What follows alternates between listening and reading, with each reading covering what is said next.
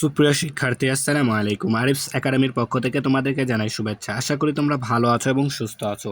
আজকে আমি তোমাদের গণিত বই পৃষ্ঠা নম্বর 43-এর অঙ্ক, দেখো একটি লিখিত অঙ্ক আছে, এটা সমাধান করে দেব। ঠিক আছে, তো দেখো বলছে কয়েকটি দরিদ্র পরিবারকে দেওয়ার জন্য সুমির বাবা বাজার থেকে 15 লিটার তেল, 18 কেজি আটা ও 24 কেজি চাল কিনলেন। ঠিক আছে, সর্বাধিক কতটি পরিবারের মধ্যে সুমি পণ্যগুলো সমান ভাগে ভাগ করে দিতে পারবে? ঠিক আছে, তো এই অঙ্কটা আমরা এখন লসাগু করব না গসাগু করে উত্তর বের করব, সেটা বোঝার জন্য আমাদেরকে একটি কথা বলে দিয়েছে। দেখো এখানে সর্বাধিক, ঠিক আছে, তাহলে যদি কোথাও সর্বাধিক বা সবচেয়ে বেশি বা বৃহত্তম এরকম কোনো কথা থাকে, তাহলে সেই অঙ্কটি আমাদেরকে করতে হবে কি লসাগু, গসাগু। ঠিক আছে, আর লসাগু করতে হবে কখন?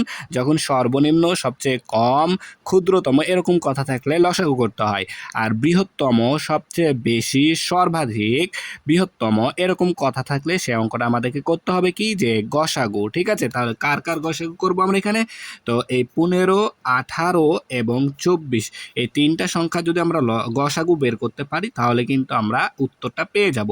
ঠিক আছে, তো দেখো এখানে এখানে প্রথমে আমাদেরকে কি করতে হবে যে প্রথমে 15, 18 ও 24-এর গুণনীয়কগুলো বের করতে হবে, তাই না, গসাগু বের করার জন্য। ঠিক আছে না? দেখো এখানে আমাদের 15, 18 এবং 24 এর গুণনীয়কগুলো বের করে রেখেছে। ঠিক আছে, তো দেখো 15 এর গুণনীয়ক 1, 3, 5, 15। ঠিক আছে, 18 এর গুণনীয়ক হলো 1, 2, 3, 6, 9, 18। 24 এর গুণনীয়ক 1, 2, 3, 4, 6, 8, 8, 12, 24। ঠিক আছে, তাহলে দেখো এদের মধ্যে 15, 18 ও 24-এর সাধারণ গুণনীয়ক, 24-এর সাধারণ গুণনীয়ক হলো, দেখো 1 এখানেও আছে, এখানেও আছে, এখানেও আছে, তিনটাতেই 1 আছে। তারপরে দেখো 3 এখানে আছে, এটাতেও আছে, এটাতেও আছে, তিনটাতেই 3 আছে, তাহলে সাধারণ গুণনীয়ক হবে 1 ও 3, তাই না? তাহলে এখন 15 ও 18 এর গসাগু কত?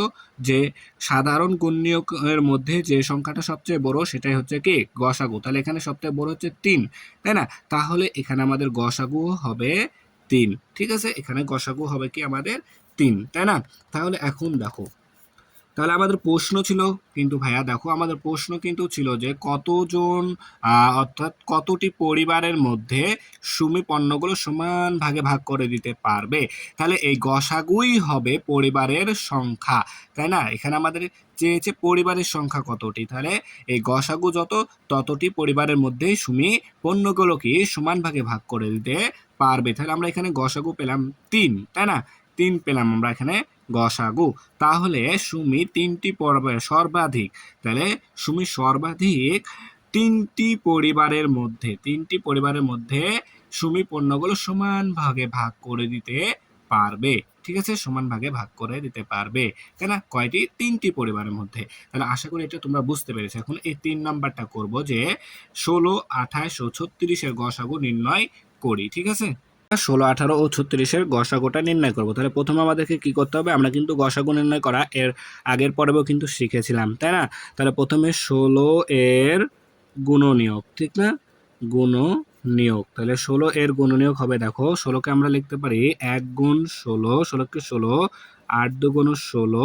ঠিক আছে, 8 দুগুণ 16, তারপরে 4 4-এ 16, তাই না? তাহলে এই হয়ে গেছে। ঠিক আছে, তাহলে দেখো 1, 2, 4, 8, 16। ঠিক আছে, 16, এটা 16। ঠিক আছে, তারপরে 18 এর গুণনীয়ক, 18 এর গুণনীয়ক। তাহলে দেখো 18 এর গুণনীয়ক আমরা লিখতে পারি যে 1 গুণ 18, তারপরে 9 দুগুণ 18, 3 6-এ 18। ঠিক আছে, 3 6-এ 18, তারপরে 4 4-এ যাবে না, 5 দিয়েও যাবে না, তাহলে হয়ে গেছে। দেখো 1 2 3, 1 2 3, 1 2 3 6 9 18। ঠিক আছে, এরপরে দেখো 36 এর গুণনীয়ক, 36 এর গুণনীয়ক।